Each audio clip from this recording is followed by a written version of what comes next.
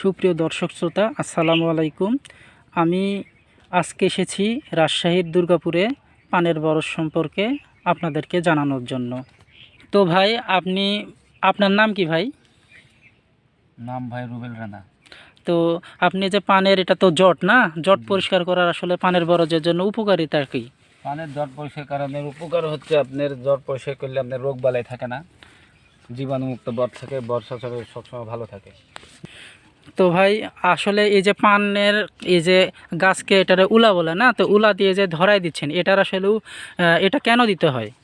আপনার ওলা দিয়ে যদি পর আপনি না ধরে দেন, পর তো উল্টা পাল্টা সব পড়ে যাবে মাটিতে। আচ্ছা,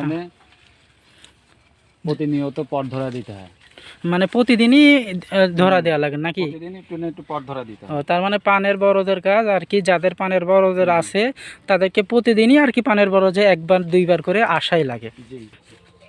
তা ভাই, আজ যে আপনি পানকে যেভাবে সাইডে নিয়ে আসছেন, এটাকে তো পানের ভাড়া দেওয়া বলে, তাই না? জি। তো এই ভাড়া দিতে হয় কেন পানকে, আসলে কারণ কি? আপনার পান ভাড়া দিলে পানগুলো সোজা থাকে, ডান্টিগুলি বড় বড় হয়। তার মানে পানগুলো মানে শক্ত হবে, মোটা হবে, এই কারণে, তাই না? জি। আচ্ছা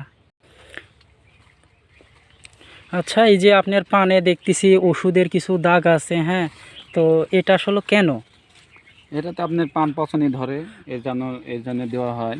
ও আচ্ছা, তো তারপর ওই যে পানের মাথা দেখে অনেক স্বচ্ছ, এটার কারণ কি? এটা তো আপনার বিষ প্রয়োগ করতে হয়, সপ্তাহে 2-1 দিন করে বিষ দিতে হয়, যার কারণে আপনার মাথা এখন আপাতত সব পরিষ্কার আছে। আচ্ছা, বন্ধ দিছু। তো ভাই, আপনারা সচরাচর পানের বরজে কি কি কীটনাশক দেন? কীটনাশক আমরা দিই ভাই, হচ্ছে নিজের পরামর্শ অনুযায়ী দিই, তারপরে ডিলারের সাথে পরামর্শ একজোট করে তারপর আমরা বিষ প্রয়োগ করি। তার মানে আপনারা হচ্ছে ডিলারের পরামর্শ আর হচ্ছে নিজের অভিজ্ঞতা থেকে মূলত এই কীটনাশকটা পানের বরজে প্রয়োগ করেন, তাই তো? হ্যাঁ। আচ্ছা, তো ভাই, আপনি এবার বলেন যে আপনি আসলে পানের বরজ দিয়ে কি কি করেন, পানের বরজের টাকা দিয়ে মূলত কি কি করেন? পানের বরজের টাকা দিয়ে আপনার লেখাপড়ার খরচ চালাই, পাশাপাশি আপনার সংসার দেখাশোনা করে সংসারটা চলে, আর আপনার পানির বরজের টাকা দিয়ে ব্যবসা করতেছি। তার মানে আপনি একজন স্টুডেন্ট, তাই না? তার মানে তো আপনি আসলে বলতে গেলে একজন মানে সফল উদ্যোক্তা, সফল কৃষক, হ্যাঁ। আপনি ফ্যামিলি দেখেন, তার মানে আপনি তো আসলে অনেক দায়িত্ব পালন করেন, হ্যাঁ। সুপ্রিয় দর্শক, আসলে এই যে ভাই লেখাপড়া করেন, সে একজন গ্র্যাজুয়েট, হ্যাঁ, এবং মানে ফসল ফলায়, এখান থেকে আসলে আমাদের শিক্ষা নেওয়া উচিত। আমাদের দেশের যত তরুণরা আসলে কৃষির সাথে যুক্ত হবে, আমাদের এই দেশের কৃষির সম্ভাবনাটা বেড়ে যাবে, হ্যাঁ। তো আমি আপনাদেরকে বলবো, আপনারা লেখাপড়া শিখে শুধু চাকরির পিছনে না ছুটে, হ্যাঁ, এই ভাইয়ের মতো আপনারা করতে পারেন, হ্যাঁ, এই কৃষক কাজের মনোযোগ দিতে পারেন, হ্যাঁ।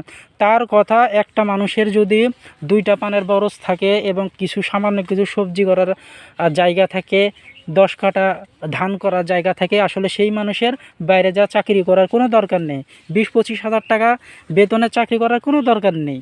তো মনে করেন যে আসলে বলতে গেলে কি, আমাদেরকে আসলে শিক্ষিত সমাজকে এগিয়ে আসতে হবে, তাহলে দেশকে আসলে সামনের দিকে এগিয়ে নেওয়া সম্ভব।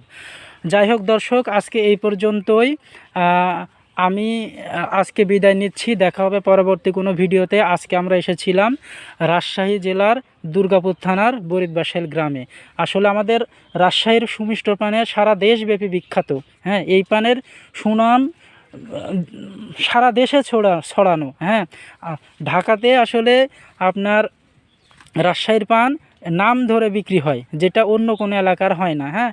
তো যাই হোক, এটাই বলতে চাই, যত শিক্ষিত মানুষ কৃষিকাজের দিকে মনোযোগ দিবে, দেশের সম্ভাবনা তত বাড়বে।